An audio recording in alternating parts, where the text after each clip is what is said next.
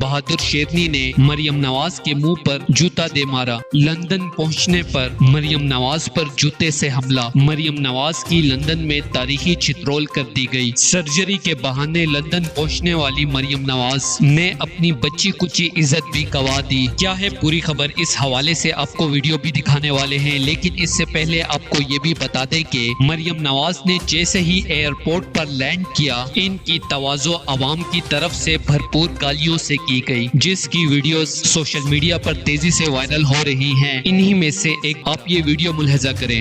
मैं पाकिस्तानियों आपसे एक बात कहूंगी, आप लोग वहाँ पे मर रहे हैं, खत्म हो रहे हैं, ये लोग यहाँ नाच रहे हैं और कहते हैं हमारे पास दुख है पाकिस्तान का, हम पाकिस्तान के हमदर्द हैं।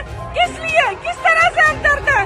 पूरा पाकिस्तान में रो रहा है और ये देख अपनी आंखों से, ये डांस कर रहे हैं, यहाँ पे डांस ढोल बजा रहे हैं। खुदा के लिए अपनी आंखें खोले, इमरान खान का साथ दे, अल्लाह का वास्ता तुम लोगों को।